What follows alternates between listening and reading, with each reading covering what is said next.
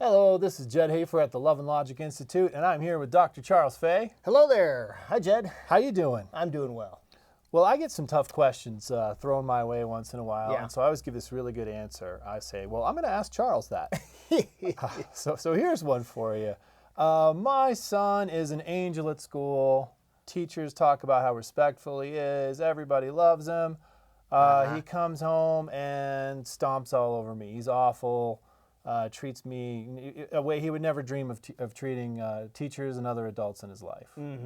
Well, first of all, that's pretty common. And there's an old saying that many of you will recognize, and it says, familiarity breeds contempt. And so the sad news about families is we tend to treat the people that we are around the most, that we love the most, and love us the most, the worst. It's a sad reality of that.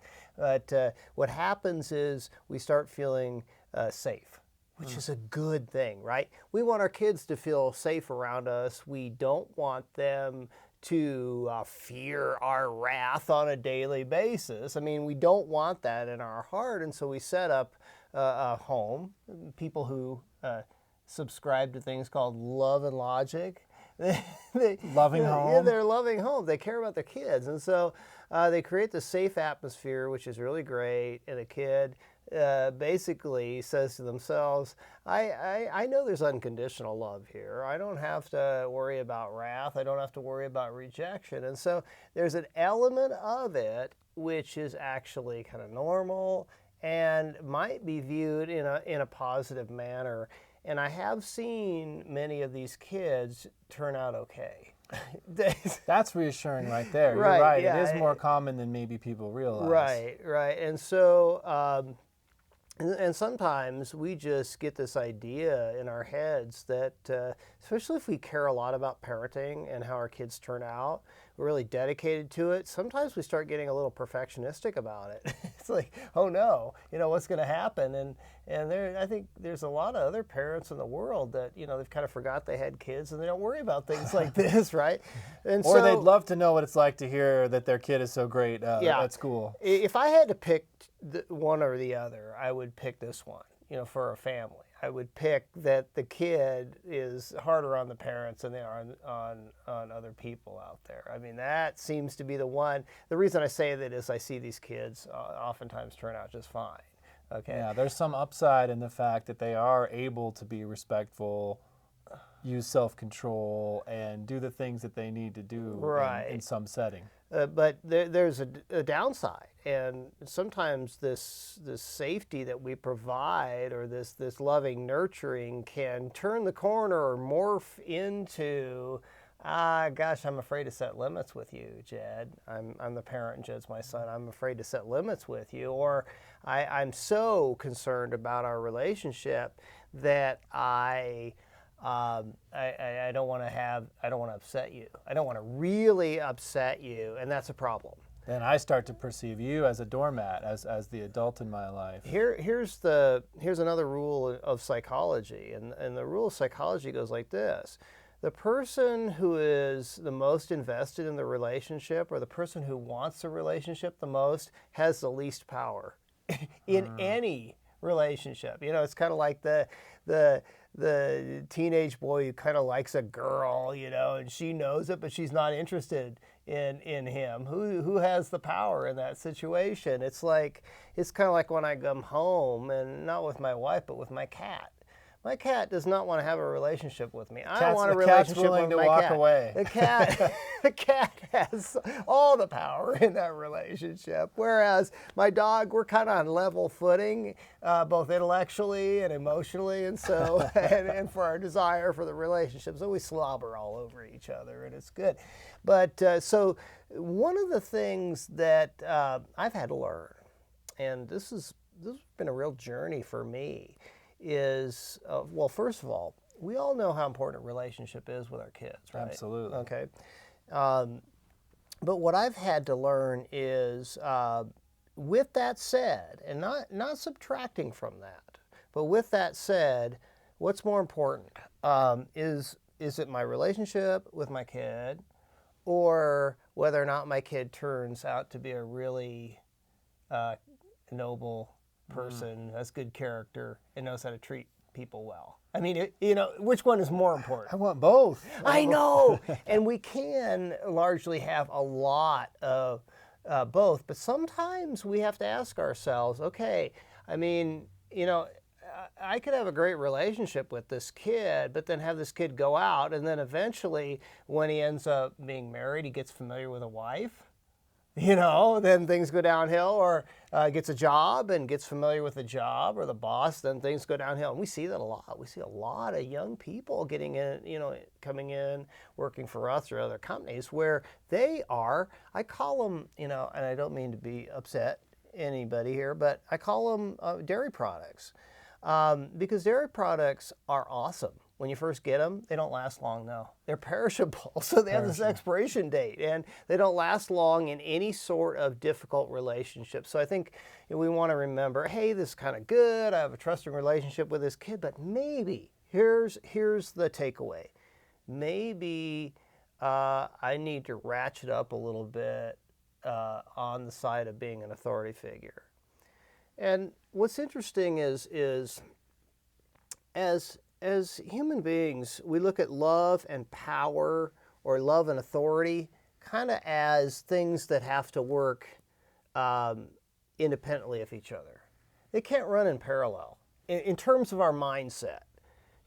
So if I'm more loving, that means I'm less of an authority figure, according to this logic. Or if I'm more of an authority figure, I'm less loving. But the reality of it is that they can run in parallel.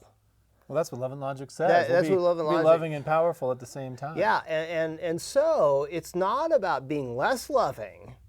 It's about ratcheting up the authority so that they're at least on the same level. Or once in a while, they go like this. There's this dynamic tension between the two, but we want to keep moving forward with both. And so, what does this look like on a daily basis? I think it's like, okay, can we get real here? Is it really okay for a parent, maybe a mom, to say to an adolescent boy who's getting kind of nasty with her, it's like, hey, I love you a lot, but I'm just not enjoying the way you're treating me. And how little respect would I have for myself if I continued to offer or give extra things for somebody who treated me so poorly? And so that's a mom who needs to go on strike. Yeah, but the language is, how badly would I feel about myself if I allow that to go on? If I were to allow that, right? And what you're really doing, moms and dads, and I say dads because I've had this problem with my kids, where I'm like way up on the love thing, because I want everybody to get along, right? But then I'm too low on the authority thing, and then what am I doing? I'm providing a good model for being a doormat. And that's what my kid's going to see. Exactly. How to be a doormat. And so I've had to learn personally. Well, I'll tell you a story about it. And I was having trouble with one of my sons, and I call up this guy named Jim Fay. Perhaps you've heard of him. I have his number, and I called him up, and I said, Dad, I said, such and such, and I want to have this really good relationship with this boy, and we'll keep, there's 3, so we'll keep you guessing about which one it was. But he said, quit worrying about your relationship right now. It's more important for you to be the authority figure. And for at that point in time, that was true. Well, it's great advice, because I have the same wrong perception that if I ratchet up the authority, it means I'm being less loving. And that's really not true, actually. We know this. Sometimes the more loving thing to do is the tougher thing. Right, because we're always thinking every single thing in our kid's life is training for adulthood. I mean, every single thing is purposeful. There's not accidents here. That's our perspective at Love and Logic, that everything that happens is purposeful. It's there for a reason. It's there for an opportunity to learn and grow. Or, if you handle it in the wrong way, then it's an opportunity for us to get bitter and that sort of thing. But The point here is it's time to set more limits, perhaps. It's time to say to yourself, this too shall pass. And what that means is that probably, likely, that and here, okay, let's get real here. Let's run an experiment. Now, if you're listening to this and you're thinking, that's me, okay, I have an experiment for you. And the experiment, and don't do this until you're ready, and unless you're ready, that you experiment with this idea. I'm going to continue to be really positive with my kid. And I'm going to notice things that are positive about the kid and positive things the kid's doing. I'm going to smile at them. I'm going to hug them, if they'll let me, right? And at the same time, I'm going to start experimenting with just having, I'm going to take a week. And as I'm being incredibly loving, I'm going to be a little uptight. I'm going to have some limits over things that I just don't care that much about, but I'm just going to see how the kid reacts. Okay. And notice, I'm doing all this with a loving spirit, so it's not like I'm yelling, I'm not raising my voice, but it's like we're in the car and the kid reaches over and turns on the stereo and I'm like, honey, really would appreciate quiet, thank you, and so I'm setting a limit over something. I don't really care that much about the stereo. But see, what I'm doing right now is I'm running an experiment. And maybe I have, I'm going to expect them to help out a little more than usual. And I'm going to do a bunch of things just experimenting with the feeling of being a little stricter or maybe a little more uptight. The beauty of an experiment is you don't have to stick with it. But what people often tell me is, it's like, wow, honestly, with most kids, they got kind of mad at first. This is what I hear from people all the time. The kid got mad at first, but we've had the best week in a long time. The kid's happier, and I'm realizing, see, the experiment is to see how the kid reacts, but it's also an experiment to see how I feel. It's trying on a new behavior and seeing how does this work for me. And I've training seen myself a little bit. Yeah, I've seen myself consistently with my own kids. I have seen myself dive into that and be like, wow, that was exactly what they needed. There was a short-term little, maybe it was harder, but over the long haul, it actually got better. Yeah. We had with one of mine, I had to do that, and then I'm in the car with him, and pretty soon I look over there, and he's fumbling with the temperature controls and stuff of the car, and he's like, Dad, do you like that? Do you like that? Does that feel good? Is that the right temperature? Wow. I'm thinking, I'm being treated really well. He's actually adjusting the temperature for me. And normally they're... He's acting less like a cat and more like a dog. Yeah, he was acting like a dog. And that was a real win. So I'm glad you said that, because I consulted with this Jim Fay guy once, and it was via an audio. I was listening to this. I think it was called Love Me Enough to Set Some Limits. Yeah. And he said that inside, kids are saying that. They really do want to see you set limits. And again, we know this in our heads, we know it, but we need to know it in our hearts. It's not less loving to set these limits and to ratchet up, like you said, ratchet up that authority.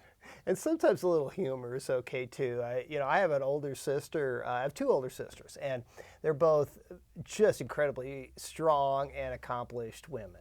And the oldest one in the family, Nancy, is just very strong-willed, and she would go off to school, and the teachers would, pick up the phone. I mean, they were so impressed. They would actually call home and say, your daughter blows us away, and and across the dinner table, she's like, with my head spinning around and stuff like that. So you've experienced this phenomenon up close. And I remember my father. He started to loosen up after a while, and he realized she's going to be okay. We need to set a few more limits with her. But I remember one time he said, Nancy, can we run just a little experiment? This is going to be great.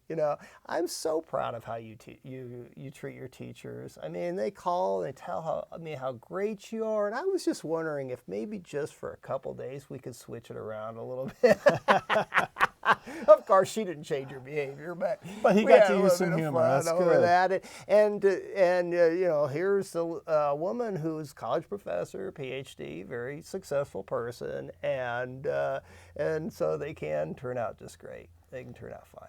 let me see if I can put a bow on this. Okay. Because I've heard you say this about maybe kids contributing around the house or being a little bit entitled. You've said, I want to say to this kid, I don't want to get you used to this lifestyle Right. that you're just not going to be able to afford someday. Sure. Are we almost talking about the same thing here? Or I don't want to get you used to a world where you treat the people you love awfully and they just continue to take it and there's never a change in their response, or it never hurts the relationship. Right, exactly. And see, there's two things that can happen. See, our kids, if we just put up with that and we don't counter it with some wisdom, with more limits, what can happen is our kids can still turn out really good, but struggle with being kind of aggressive in relationships. That's one option. The irony that often happens, though, is they can still be pretty successful people, but really struggle with being doormats. They become the doormat. Yeah, so they become the doormat because that's what's been modeled. And you're like, what happened to this kid? Because when he was growing up, this kid acted this way. Now they're kind of the doormat, or they're a combination of both.